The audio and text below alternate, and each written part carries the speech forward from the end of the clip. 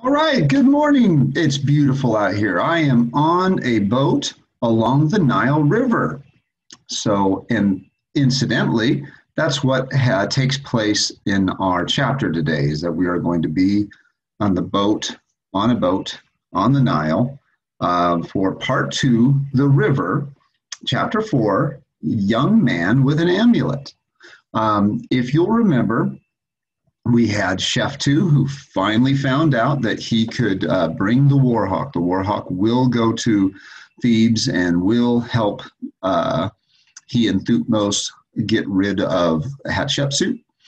And he's going to train those 2,000 of her bodyguard to be loyal to him. You remember that? That's why Sheftu went to Menfi in the first place. Mara has been hired to spy on how Thutmose is getting his orders back and forth to someone on the outside. And now Mara has made it to the Silver Beetle and has paid Nakonk a gold chain to take her to Abydos. And Sheftu just got on the boat as well. So now in this chapter 4 of Mara, Daughter of the Nile, we will have how they meet. And it's all along the Nile, as you can see behind me. Okay, well, let's get into it. Young man with an amulet. Menfi's 3 great pyramids dwindled into sharp triangles of sun and shadow as the Silver Beetle left the harbor behind her. She pushed south against the current, her embroidered sail belaying in the north wind like a winged thing, freed at last from ropes and trappings. Mara, curled upon her pile of hides near the stern of the ship, was luxuriating in a freedom far more glorious. To be rid of Zasha was bliss enough, but to be rid of all masters for a time, to walk where she would, say what she chose, above all, to plunge straight into a new life full of exhilarating danger. Blessed Osiris, which is one of the gods, Egyptian gods, could it all be true? She felt in her sash for the little scarab, and its hard reality sent a tingling along her spine. It was true, right enough. Now, what came next? Sail to Abydos, find a man called Sanquin, give him the scarab, and leave the rest to him. Meanwhile, she had only to delight in the cool breeze on her face, the gentle leaping motion of the ship. 7 sparkling, lazy, soothing days of it. She snuggled deeper into the pile of skins and drifted blissfully to sleep. This is wonderful for her. It was some time later that she opened her eyes to find a tall young man staring down at her. At once, she was wide awake. Who's this? She gathered her feet under her, every muscle tensed for quick movement. For a moment, they remained thus, gripped by mutual surprise. Sheftu was so amazed at seeing the same slave girl for the 4th time that day, and here on this ship of all unlikely places, that at first he could say nothing at all. Then he noticed her strong, deep breathing, her narrowed eyes, and her quivering readiness for flight, and realized that he had startled her badly.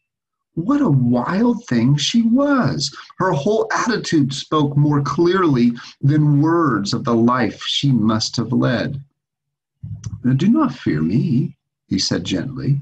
She did not relax. I fear no one. Who are you? Why do you gape at me? I am a passenger on this boat like yourself. My name is Sheftu. I was gaping because I'm surprised to see you here. Why shouldn't I be here if I chose? Nay, wait a bit. I am not questioning your rights, but it's very strange. He hesitated. It had suddenly occurred to him that her repeated appearances in his life that day might be something more than coincidence. Had the queen set spies upon him? His own attitude became guarded, but with him suspicion took the outward appearance of guileless charm. He flashed her his disarming smile and gestured smoothly. Please, it was very rude of me to gape. I crave pardon. Suppose we begin our acquaintance all over again. She would have not been human had she not reacted to that smile. If you like, she murmured. To herself, she thought, I must get over my slave's ways. I have every right to be on this ship, and I need fear no one on it. That's what she said to herself, not to him. Sheftu sat down beside her and at once began to talk about a great stone image they were passing, telling the legends of the ancient king who had built it there on the shore. His manner was perfect. It contained just the mixture of friendliness and reserve best calculated to reassure her. Meanwhile, he was thinking fast, checking back on his movements of the day and examining the few facts he knew about her. He concluded finally that she could have no possible connection with the Queen's followers, and thus was not dangerous to him. But what was she doing here? The answer leaped suddenly to his relieved mind. She had fled from that man who had dragged her along the street. She was a runaway. He smiled, now more engagingly than before, realizing that he had a powerful weapon to hold over her if need be. He finished his story softly. And they say that the ba of the old king himself flutters about the statue at night in the form of a bat, looking at the face and the inscriptions, making sure his image and his name have not been forgotten in the land of Kent. You will study about Ba and Ka, B-A and K-A. She shaded her eyes for a last glimpse of the great, craggy granite face disappearing downriver. A strange tale that is, she said, and well told. I've never heard better, even from the old yarn spinners who sunned themselves in the temple courtyard. She's starting to lie about who she is, just like the mysterious stranger told her, remember? And by the way, Sheftu isn't correct about her. He's right that she was a slave, but she's not a runaway slave. He's wrong about that. He sketched a little bow of acknowledgement. Perhaps I have followed the wrong trade, he remarked with a grin. And what is your trade? I am apprenticed to a scribe in Thebes, he lied glibly. One hua, a fine old man, but with a tendency to overeat, a tendency his apprentices would gladly imitate had they the chance. She smiled. You scarce look underfed. Nor am I, but no credit to hua. This time she laughed outright. I see we have experience in common. Are you hungry now? Here.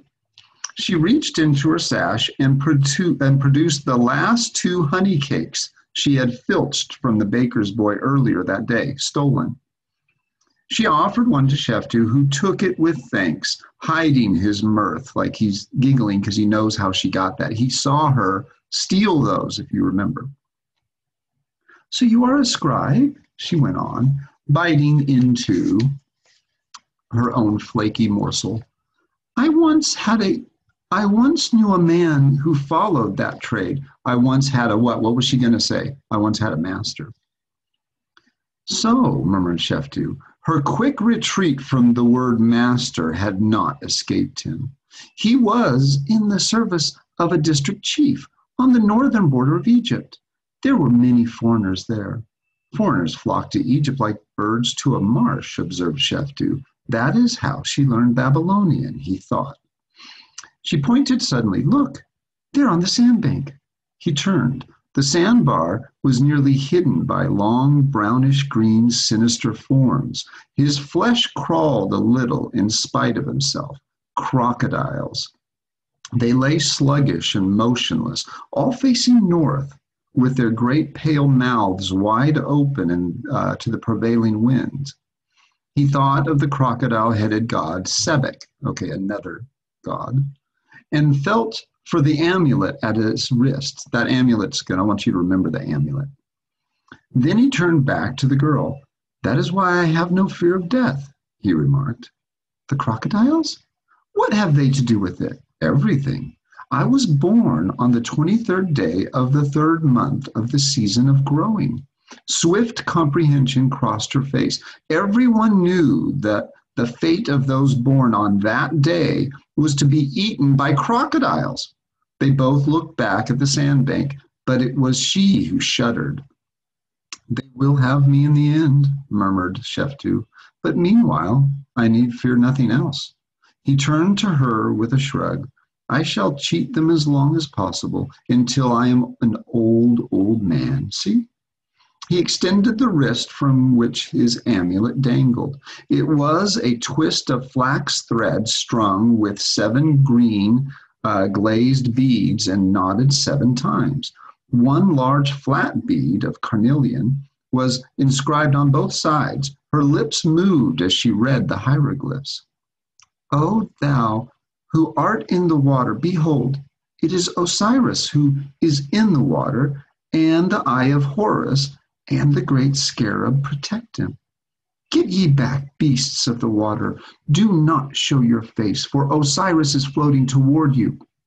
Beasts of the water, your mouth is closed by Ra, your throat is closed by Sekhmet, your teeth are broken by Thoth, other gods. Your eyes are blinded by the great magician. Those 4 gods protect Osiris and all those who are in the water. So she can read, he's saying to himself. And perhaps write too, thought Sheftu, again surprised. You see, I am well protected, he said aloud. Perhaps. She raised her vivid eyes to his face. They were skeptical. You have no faith in magic. I have little faith in anything, she said carelessly, but I am glad I do not know how or when I am to die. What was the day of your birth? I know not, nor does anyone else. Perhaps I was not born at all, but am a keft maiden, as Zasha used to say. Zasha? She laughed. A man I knew once, a stupid fellow. He was convinced I had the evil eye. Hi, stupid he was indeed. How could evil come from anything so beautiful? Blue is the color of the sky, the lotus, the turquoise. These things are all good. She flushed a little. Evidently, compliments were new in her experience. You are very trusting on short acquaintance, she said dryly.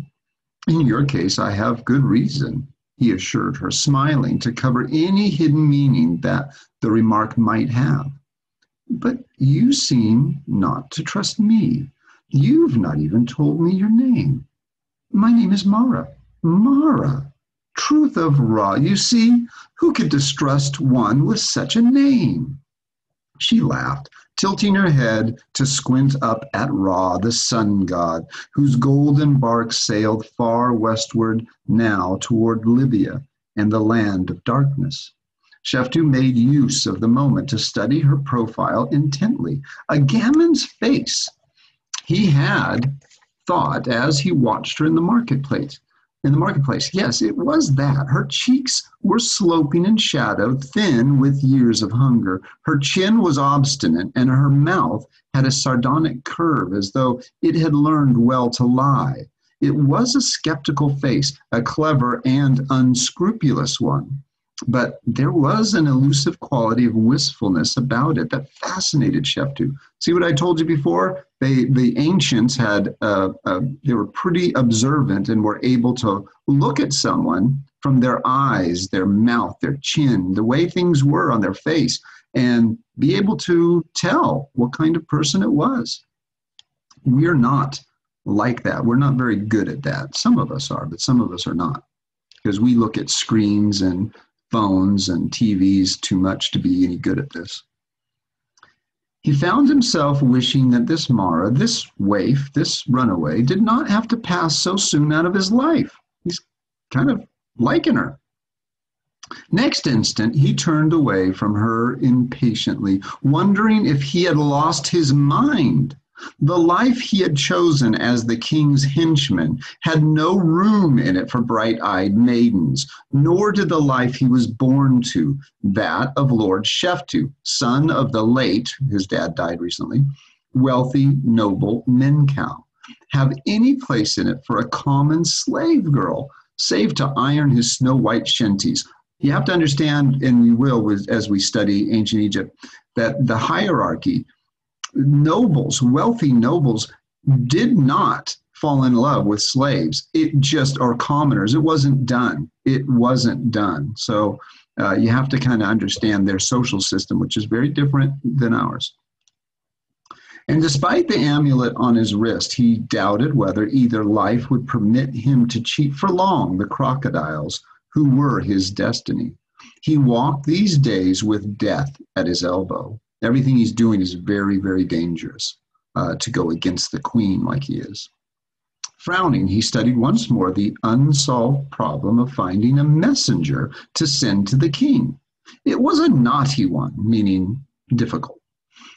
Since the discovery and swift murder of the old palace servant he had used before, the queen's innumerable spies would be wary of everyone who came within hailing distance of Thutmose. No one was above suspicion. So he's looking for a messenger to take messages back and forth between him and Thutmose. Mara has just been hired by this mysterious stranger to find the messenger. Kind of interesting. Except, he mused, someone from the outside, unknown to king and queen alike, and therefore apparently a partisan of neither. He chewed his lip, playing with the notion. A foreigner? It was an unlikely idea, but he was desperate. What foreigner, then? He thought suddenly of the Canaanite princess. Remember that we heard about her, and Mara is going to go become her interpreter. It was possible, but only just. He knew nothing of her, meaning the princess from Canaan, except that her welcome from Thutmose, who would never dream of marrying her, would be chilly indeed. Such a snub would hardly arouse in her undying loyalty toward the king. She might even turn vindictive and bring all his followers' careful plans tumbling down about their ears. No, thought Sheftu, not the Canaanite princess. Your thoughts are not pleasing to you, friend Sheftu. He turned quickly. Mara had been watching him, and he was certain at once that no slightest change in his expression had escaped her. She was no fool, this girl. He's realizing she's bright, she's attentive, she's watching, she's observant. She is no fool. He smiled and began talking easily of the voyage, of where they would tie up for the night, of the wonders yet to be seen tomorrow. But at the back of his mind, an idea was beginning to take form, an idea so startling that he did not even stop to examine it at present. Time enough for that when he was alone to think it out clearly, to test it and try it, to make quite sure it was not mad. For 7 days, the Beetle beat her way southward, her sails fat with the breeze off the great green, the Mediterranean.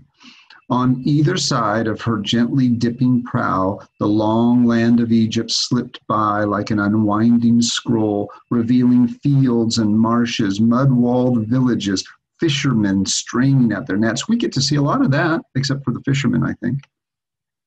Often the high chanting of priests drifted out from shore as a procession filed into some painted temple, and the water's soft hiss blended with the occasional scream of a kite far overhead. Green bee-eaters flashed over greener meadows. Farmers worked beside the creaking water wheels, and little boys ran shouting along the banks, and always there was the sense of gliding motion. The song of wind in the rigging, the bright, clean air.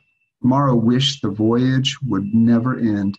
Each morning she awoke fresh to the miracle of her freedom. Each night she lay in the moonlight speculating about the new life awaiting her in Thebes. Between times there was food in plenty, good food, and long, lazy hours of companionship with a young man she knew only as Sheftu. They were much together, for there was small chance to avoid each other in the narrow confines of the ship, even had they wanted to. They strolled the scrubbed deck, watched the crew at work, or lounged side by side on the stacked hides, each busy with his own thoughts. What Sheftu's were, Mara would have given much to know. He tended to grow preoccupied, almost remote. Now and then she caught him studying her with an expression she could not understand at all, but he could sidestep her deftest questions with an ease that exasperated as much as it amused her. She tried to get information from him, but he's so good at sidestepping those questions that she's like getting frustrated. She soon shrugged aside her curiosity. What did it matter? She liked his company. She loved to lean beside him at the gunwale, listening to his stories of the ancient ones, while the sails slapped overhead and the sparkling water threw little gold reflections over his dark face. And when he chose to be alone, she could always amuse herself otherwise. It was interesting to wonder about the captain, for instance. Mara had known plenty of rivermen in her 17 years, but never one so nervous. When she and Sheftu were together, he was always somewhere in the background, standing about aimlessly or absorbed in unconvincing duties, which invariably happened to lead him within watching distance of his passengers. She wondered if he feared they planned to swim ashore with some of his precious cargo. It was curious. He seemed always to be sneaking a chance to find Sheftu alone, yet each time such an opportunity arose, he shied off as if he could not make up his mind to seize it. One afternoon, to Mara's surprise, he sought her out privately. She was sitting alone and somewhat sulky in the shade cast by the cabin amidships. There remained only 2 days before they reached Abydos, yet Sheftu had elected to spend the morning in solitary preoccupation down by the stern sweeps. When the conch strolled toward her to inquire after her health, she answered him almost irritably. "I'm well enough, I suppose."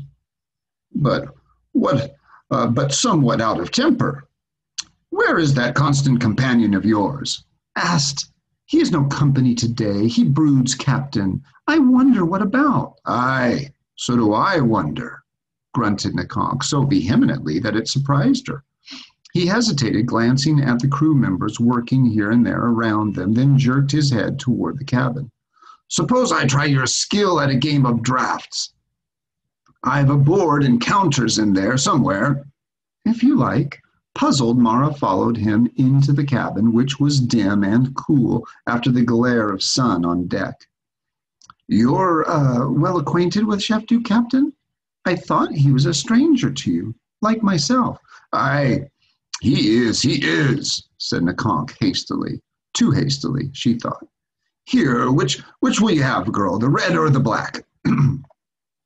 He set the game on the table. It was a narrow wooden box on graceful legs, checkered with carved squares in its upper surface, and with a drawer beneath in which the dogs or counters were stored.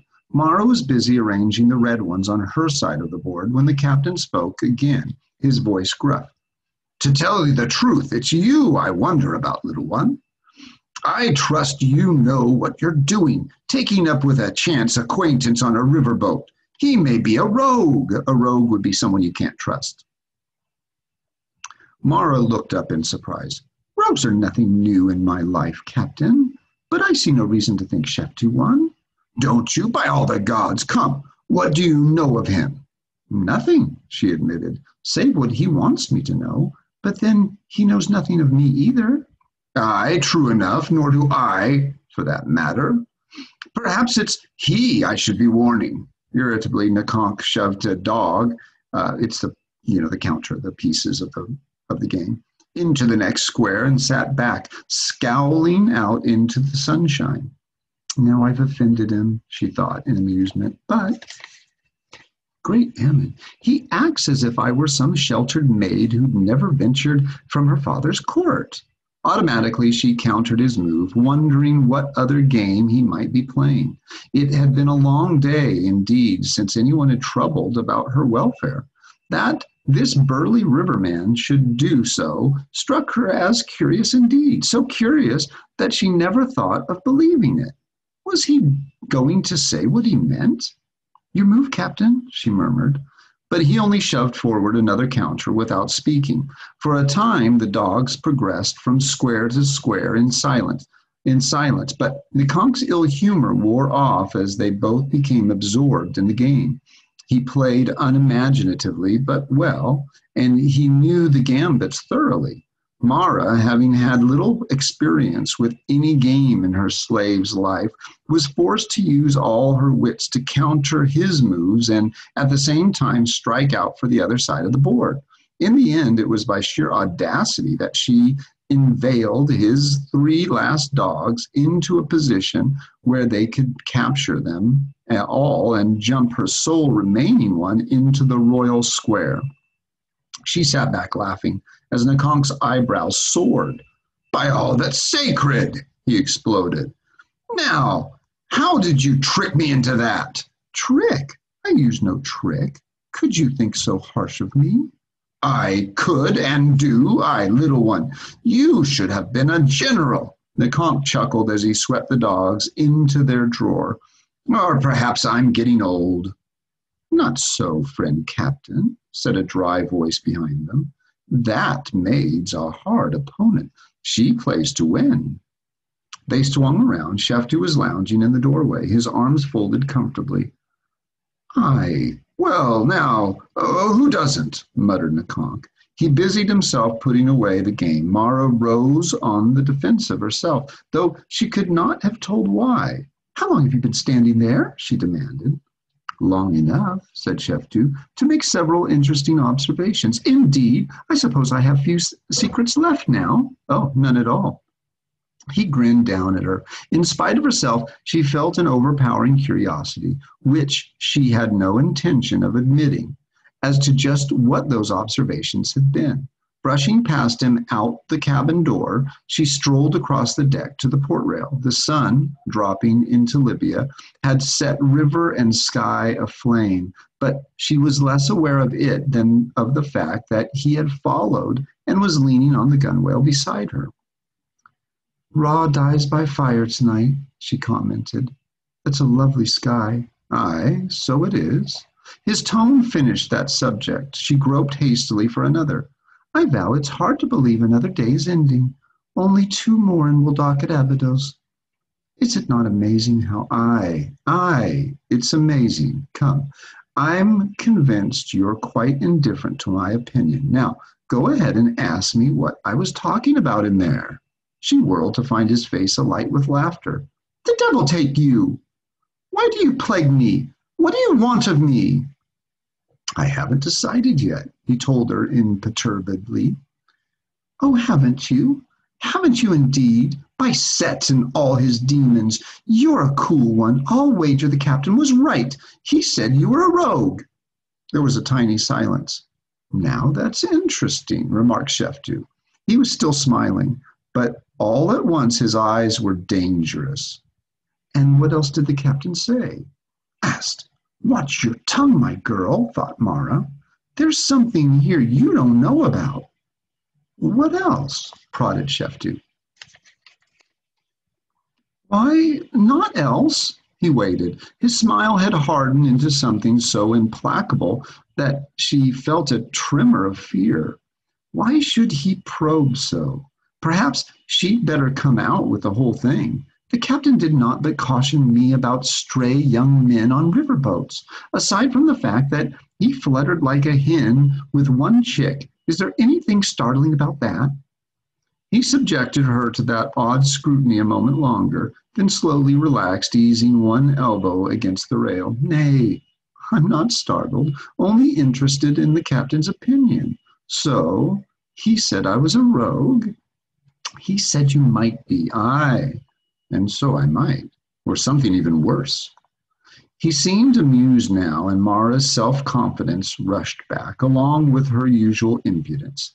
Doubtless, you've secrets you don't tell, that's certain. Aye, so be it.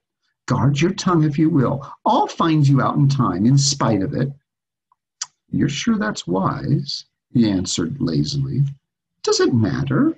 I'm sure I mean to try. She turned away, but he reached out suddenly and spun her back against him. Are you quite sure, my... He broke off, his eyes traveling over her upturned face. He gave a short laugh and tightened his arms deliberately.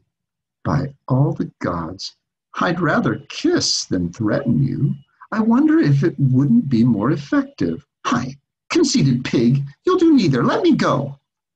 She squirmed violently, but he only laughed and continued to hold her fast. Then his smile faded. Look you, my pretty gutter snipe, he said. You're too curious for your own good. Behave yourself and stay out of my affairs. Loosening her so suddenly that she half fell against the railing, he turned and strode off down the deck.